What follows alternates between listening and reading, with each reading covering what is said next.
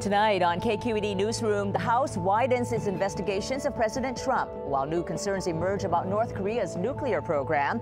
We'll talk with a local congressman who plays a key role on both issues. And Facebook's About Face. Mark Zuckerberg says the company's core focus will now be private communications. We'll discuss that, plus the IPO race among some of the Bay Area's biggest tech companies. And feminism meets pop-ups. We'll preview an Instagram-ready art event that sparks selfies and conversations about struggles women face. Hello and welcome to KQED Newsroom. I'm Thuy Vu. We begin with expanding congressional probes. Democratic lawmakers, including several from the Bay Area, are continuing to push for documents in their investigation of President Trump. This week, the House Judiciary Committee sent 81 letters requesting documents from agencies and individuals tied to President Trump as it investigates possible obstruction and corruption. The House Oversight Committee also asked for documents concerning the security clearances of the president's son-in-law, Jared Kushner. Meanwhile, just days after U.S. talks with North Korea abruptly ended, new evidence emerged showing North Korea is ramping up its missile program. Joining us now via Skype from Washington, D.C. is Silicon Valley Congressman Ro Khanna. He sits on both the House Oversight Committee and the Armed Services Committee. Congressman Khanna, nice to have you back on the program. Terrific to be back on. I wanted to ask you, first of all, about the Paul Manafort sentencing. He is, of course, President Trump's presidential campaign chair. He's been sentenced to nearly 4 years in prison, much less than the 19 to 24-year prison term that prosecutors had sought. What is your reaction to that? Well, it seems like there are two scales of justice, one for people who are poor or minorities who get locked up for decades, and another for folks who commit financial crimes or white-collar crimes like Manafort. Obviously, I don't have access to all of the evidence and the transcripts, but on its face, it seems that Manafort's crimes would justify a much longer sentence. And I'd like to also ask you about the Oversight Committee hearing that happened last week with President Trump's former personal lawyer, Michael Cohen, testifying. You asked some very pointed questions during that hearing. Do you think that the president has engaged in fraud and criminal conspiracy? It certainly appears so. I mean, the document that Cohen provided was a smoking gun. Here's what was going on. The president in the Oval Office was paying off Cohen and hiding those payments. And he was directing his son and the Trump organization to pay him off. And so this is the criminal conspiracy that is being investigated by the Southern District of New York. And it appears, and certainly Michael Cohen's testimony was, that the president is directly implicated. And so do you think then that there's a case here for impeachment? Do you support impeachment? Well, we have to let the investigations play out. I want to look at the Robert Mueller report. I want to look at what the Southern District of New York finds. I want to make sure oversight and judiciary have our hearings and let's hear the evidence. And then we have to have everything on the table. But there are deep wrongdoings that this administration and this president have committed. And now it's a matter of getting the reports and evaluating all the evidence. What would be the tipping point for you to press for impeachment? Well, for me, it would be seeing what's in Mueller's report and seeing what is in the Southern District of New York's report, and also seeing the collection of evidence. And does that rise to high crimes and misdemeanors? And if it does, then we have a constitutional duty to proceed. But I think we owe it to the process to first look at the reports and look at the evidence and not just make a decision based on our own assumptions.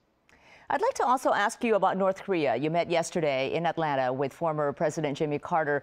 And Carter, of course, once brokered an agreement with Kim Jong-un's grandfather, Kim Il-sung, in the 1990s. What came out of your meeting with Mr. Carter?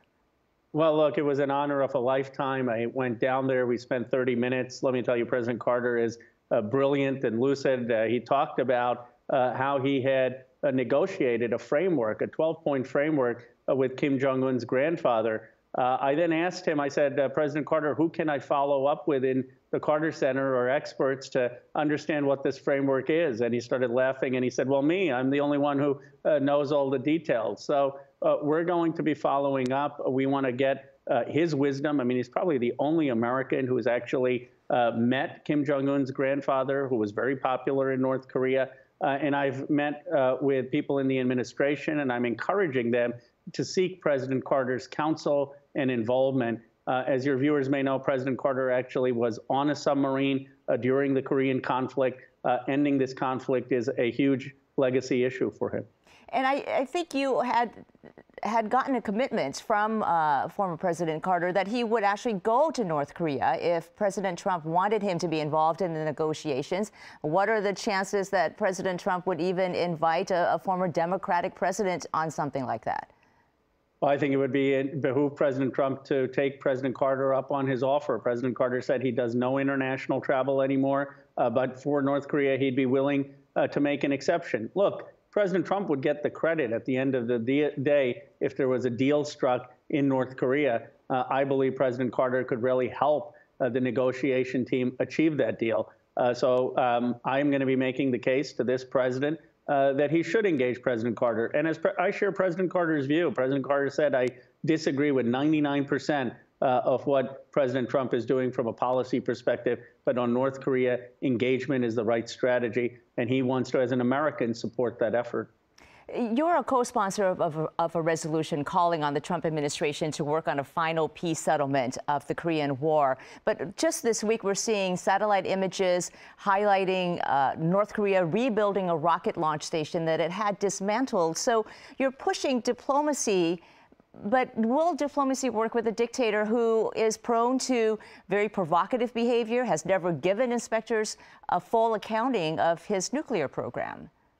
I think it will. I think the strategic mistake the president made was taking John Bolton to North Korea. John Bolton has been trying to kill any agreement since the early 2000s. After President Clinton actually almost resolved this issue with Bill Perry, who's in the Bay Area, Bolton labeled North Korea as part of the axis of evil and scuttled the deal. And I think Bolton's presence in North Korea and some of the demands he was making, extending beyond nuclear weapons to biological weapons and chemical weapons, tanked the talks. So obviously, North Korea's dictator, Kim Jong-un, is a terrible actor, and we can't just trust him, and it's a tough negotiation. But we have to have a step-by-step process, and that's, I think, what President Carter can bring to this. You're also first vice chair of the Congressional Progressive Caucus. So where do you stand on Medicare for All? I'm for it. The current system costs $49 trillion. Medicare for All would cost $32 trillion. It would save our country $17 trillion. And for most people watching, instead of having to pay $4,000 or $5,000 for premiums, they would have to pay maybe $1,000 as a fee. So it would save money, and it would provide much better coverage. As you know, there are conflicting studies on just how much the cost would be, whether there would be a savings or Medicare for All would cost more. But polls do show that most people, around 80%, are satisfied with their health care. So why even go this route? Why is there a need for it? Well, and they would still get to keep their doctors. Now what would happen is they just won't be paying as much for their premiums. What most people, I believe, are concerned about the costs. What they want to do is they want to be able to see their own doctors. They want to be able to keep their own healthcare providers, and that would remain the same. But they would now not be being fleeced by insurance companies, and you wouldn't have Aetna CEO making $50 million. Instead, that money would be going back into the pockets of ordinary Americans. Progressives are also very supportive of a Green New Deal. You've been an outspoken supporter of that, calling climate change a national security threat. That plays well in states like California, but what about other states, red-leaning states like West Virginia and Texas? How will you convince them? These are states that rely heavily, for example, on coal and on the oil industry. Well, it plays well also in Iowa. Iowa is almost 80% renewable energy by the middle of the decade. That's their goal, and they have huge wind and energy and solar energy. So I think the call for renewables plays well in many states, not just California. And I've been to West Virginia twice, to Beckley, West Virginia, and to Huntington, West Virginia, talking about how we bring technology jobs there, new industry there. I would say a couple things. One, the International Climate Panel for Climate Change says we need zero emission energy. That means you could still have some carbon, but that carbon needs to have carbon capture to be zero emissions. So there will be still jobs in the coal industry, but they would be jobs that are zero emissions. And secondly, we need diversification in West Virginia. They need to understand that they have more choices than just the traditional coal industry, and we need to do a better job of bringing new industry, new opportunities in those communities. All right, Congressman Ro Khanna joining us via Skype from Washington, D.C. We appreciate your time. Thank you so much. Thanks for having me back on. Now to tech news. On Wednesday, Facebook CEO Mark Zuckerberg announced a major shift in the company's strategy. The new cornerstone will now be privacy. Zuckerberg said in the blog post, quote, "A privacy-focused communications platform will become even more important than today's open platforms." The move comes after a rough year for Facebook, following the Cambridge Analytica data breach and other scandals over how the tech giant handles user information and helps spread disinformation. Meanwhile, the ride-sharing company Lyft files paperwork to become a public company last week with a valuation of $15 billion. And more trouble for Tesla. The electric car company is facing real competition speeding its way and is seeing its market shares tumble. Here now with the week's tech roundup are San Francisco bureau chief for MarketWatch, Jeremy Owens, and Mike Isaac, technology reporter for the New York Times. Nice to have both of you back here. Thanks for having us. Mike, let's start with Facebook. Mark Zuckerberg says instead of encouraging public posts, he will now focus on private encrypted communication on all of his platforms, including WhatsApp and Instagram. How big a shift is this for not only Facebook, but for the world of social media as a whole, because it has nearly 3 billion users worldwide? I think it's funny. I think it's kind of an admission from Zuckerberg of what people are already doing right now, basically. For the past 15 years since Facebook came to the world, he's been sort of espousing this public view of how people interact with each other, and everything's going to be open and more connected. But I think for the past 5 years at least, folks are starting to realize not all of our interactions should be public, and nor should they stay online forever. Exactly. Not things like Snapchat has showed us that we don't necessarily want tweets to show up when we're going for a job interview somewhere down the line. So I think people have started to move towards this private model of sharing over the past 5 to 7 years, and he's really starting to build more products around that method of sharing. But the way that Facebook makes money is that it makes billions of dollars a year primarily through targeted ads based on its vast wealth of data about its users. So how would a new private encrypted system, Jeremy, affect the company's bottom line? Well, they'd still be able to see what people are, who people are, and kind of what they're doing. They just wouldn't really be able to see the content they're actually sharing. They would be able to target people based on who they are. They just wouldn't have as much information on what they're doing on their site, right? So it wouldn't really break their business model. To be sure, it's a question of how are they going to make more money off of this, and if they're going to lose any money off the core Facebook, right? They've owned WhatsApp for many years. They paid many billions of dollars for it. They haven't made any money off of it yet. They haven't shown that they can make money off of private encrypted communications between their users. So that's the question that Zuckerberg now has to answer at some point when he actually gets more specific about what this is instead of the 3,000 word generalities that he gave this week. Well, I read his blog post, and he alluded in that to a new system where users can also pay for items on Facebook's platform. So, Mike, what does that mean in terms of a new revenue stream, perhaps, some kind of cryptocurrency that they may be developing? Yeah. So right now, as you guys said, a lot of the post was pretty vague, but they have these new emerging categories. There's a thing called Marketplace on Facebook, which is essentially Craigslist for Facebook. And what Zuckerberg had described is, people want to buy and sell goods on there all the time, but they don't really have an elegant way to do that on the platform. So maybe in the future there'll be a Facebook-based payment system that I could sell you my TV through Facebook instead. And he wants more of that commerce to come onto the platform where they can potentially take a cut of that at some point. So Facebook already has a payment system, right? Like you can pay people through Messenger. They actually do let you pay through the platform, just nobody really does it, right? It's the only part of their revenue that has declined over the past few years. While advertising revenue has gone up, payments revenue has actually gone down over the last few years. But it sounds like he also might be trying to do something like WeChat, the China version of WeChat. Right, and WeChat is not encrypted, but there is a lot more of one-to-one private communications than just public on WeChat, which is huge in China, right? And on that, you can do messaging, you can pay for stuff, you can order takeout. Yeah, you can make reservations. It is like a one-stop platform, right? And I'm sure Facebook would love to be that one-stop platform, but they would love to do that 5 to 7 7 years ago, and they haven't been able to do it with all the changes they made so far with Marketplace and everything else they put in there. All right, much more to come, because you're right, that blog post had very few details on how and when. But let's switch gears to IPOs, because a whole bunch of Bay Area companies are in the race for IPO this year. Which companies are we looking at, Jeremy? Well, Lyft is the big one, since that's the only one we actually have a public filing for so far. We've heard that Airbnb is in the pipeline. Uber has announced that they're in the pipeline. Like, there are a lot of companies coming that are going to need big money. Slack, Pinterest. That's right. Yeah, well, Slack is not an IPO. They're going to do a direct listing like what Spotify did. So they're not even raising any money at this point is what they're planning for. But Lyft is the big one right now because it has gotten there first, right? IPOs were pretty much frozen with the government shutdown for the first quarter. So we have been expecting this parade of these large startup unicorns for months now, and it got delayed and delayed, and now we have Lyft actually in the pipeline, about to start its roadshow. It will sell shares probably by the end of this month is what we're looking at. Mike, Lyft's IPO disclosure shows it's nowhere close to profitability. In fact, it lost more than $900 million last year. Same picture for Uber. It's not profitable either. Why is there so much excitement around these companies? I think the Silicon Valley maxim of if you build the user base, then the money will come at some point just has stuck around for a very long time.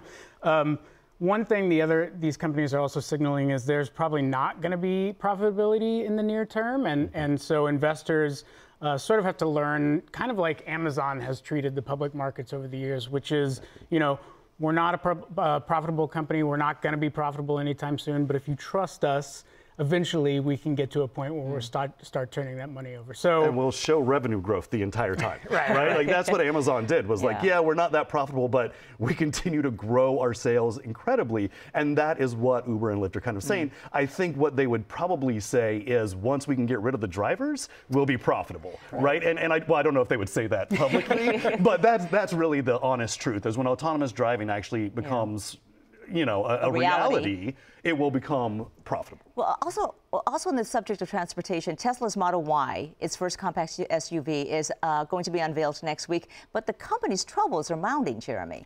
Yeah, well, it's just total stress at that company right now. Well, next week they are going to introduce the Model Y. Earlier in the week, Elon Musk has to answer the SEC to a judge, and the SEC wants to knock him for his Twitter habits once again, right? Yeah. And then last week they brought the Model 3 down to $35,000, which they promised 3 years before they finally got there. But to do that, they had to lay off a bunch of employees and close all their stores, right? That's the third round of layoffs in less than a year at Tesla.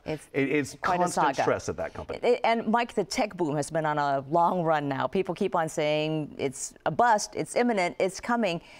Give us some perspective on this. What are your thoughts on where in the continuum are we for this tech boom? I think right now, the reason you're seeing a bunch of IPOs coming right now is because everyone is essentially waiting for the party to end. There's sort of a fear that a recession is coming, that people are going to stop spending money at some point. So my guess is 2019 is going to be public after public company going public, and then by 2020, we're going to have to see where we net out. Yeah, we're seeing revenue growth slow down for a lot of the big public companies like Apple. We saw Apple have that really big fall at the end of at the beginning of this year. That is showing that a lot of these big tech companies are having trouble still continuing those growth rates, and that's where the IPOs come in. All right, Jeremy Owens with MarketWatch and Mike Isaac with the New York Times. Thank you both. Thanks for having us. Thanks for having me. Today, women around the world are marking International Women's Day. In San Francisco, there's a pop-up art event celebrating women, as well as the struggles they face, from wage inequality to harassment. It's called That Lady Thing, but it's not your typical art gallery or museum. Here, visitors can explore what toxic masculinity smells like, or try to scale a corporate climbing wall, or grab fake bills to remind us of the gender pay gap. The exhibit's organizers are hoping it will spark candid conversations about women's issues, one selfie at a time. Joining me now is Jamie Shaw, the creative director of That Lady Thing, and Sophie Foster, a junior at Bentley High School in Lafayette, who has become a teen ambassador of sorts for That Lady Thing. Welcome to you both. Thank you. Thanks for having us. Jamie, I think a lot of people are familiar with pop-ups like the Museum of Ice Cream, for example. I took my daughter to that. So how would you describe That Lady Thing? What makes it different?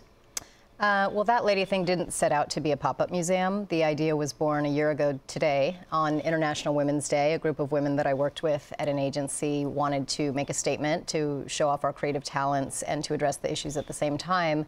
And while we bandied out about a lot of ideas, someone made the comment that it's really hard to break through and to get noticed when so much of the attention today is in social media and people are doing things like going to selfie museums.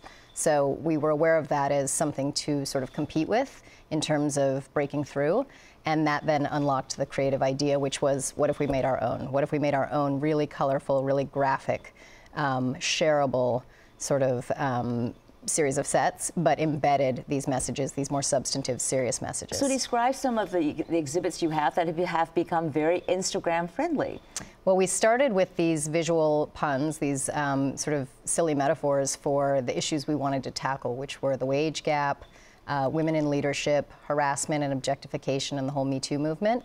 And so we just did an exercise about if you had to reduce what that feels like or what the sort of symbolism of that would be in a single image that you could share, what would it be? So the corporate climb, for example, our faux climbing wall is about how few women make it to C-level positions. It's still only 5% women at the top.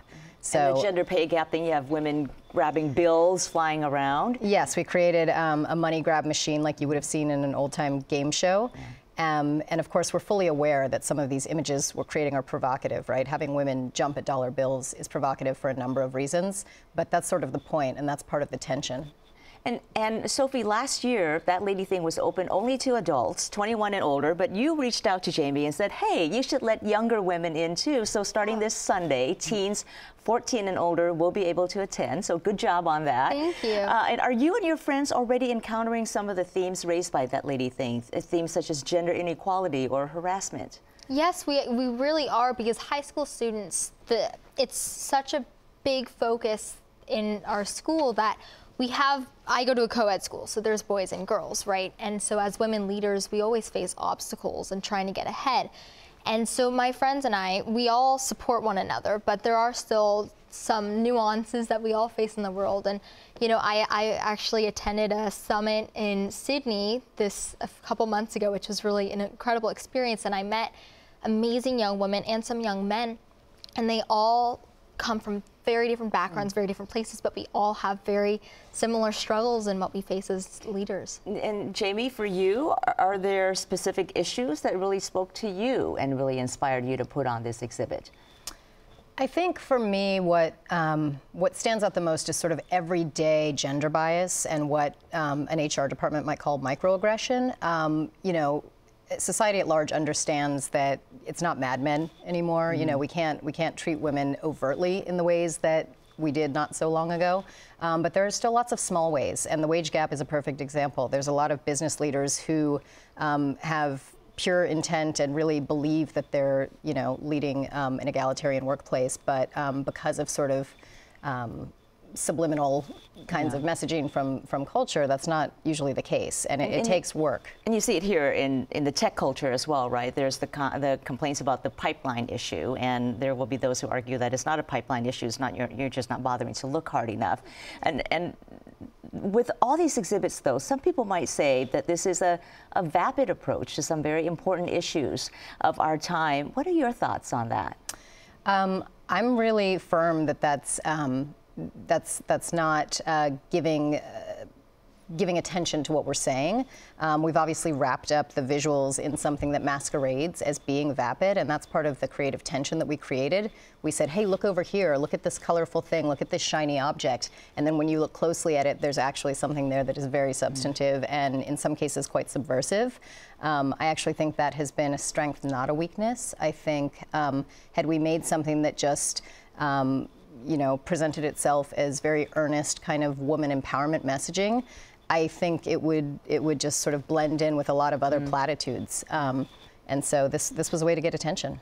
Sophie, how has this whole experience being involved with that lady thing inspired you and shaped your thinking around feminism? Yeah, it's really been an incredible experience, because I think that what Jamie has so eloquently done is that she's approached it in a manner where everyone can have this conversation of feminism and women and young women leaders in a palatable manner. So I think that approaching it, having a selfie pop-up museum is an incredible way to do that. And it speaks to your generation. Exactly. So that people, instead of posting things, oh, I just went to Safeway and I got to Starbucks, we can actually say, hey, I just went to that lady thing and had an amazing conversation with really incredible people who are supporting women.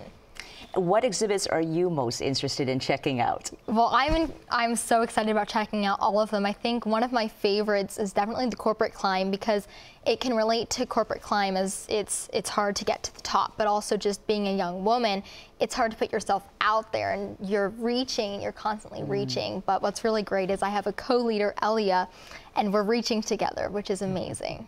Jamie, what kinds of messages that go along with these posts that you're seeing once people go to that lady thing? Do you think that your themes and the social activism you're trying to push are getting through?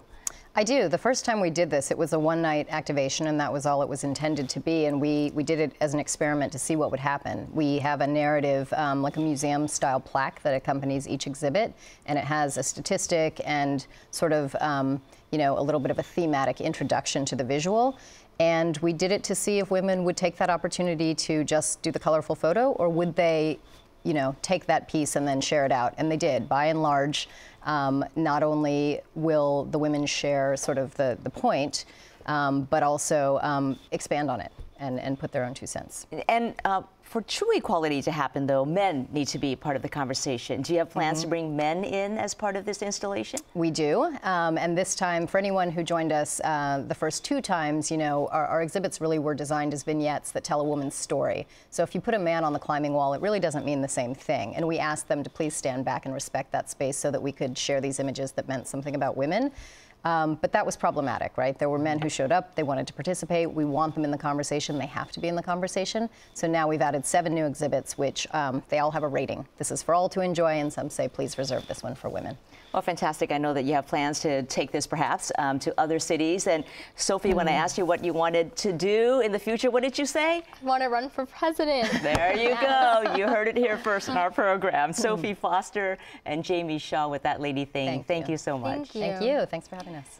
And That Lady Thing kicks off today at the Phoenix Hotel in San Francisco and runs through Sunday. You can buy tickets at the door or online at thatladything.com. Proceeds will benefit the National Women's Law Center.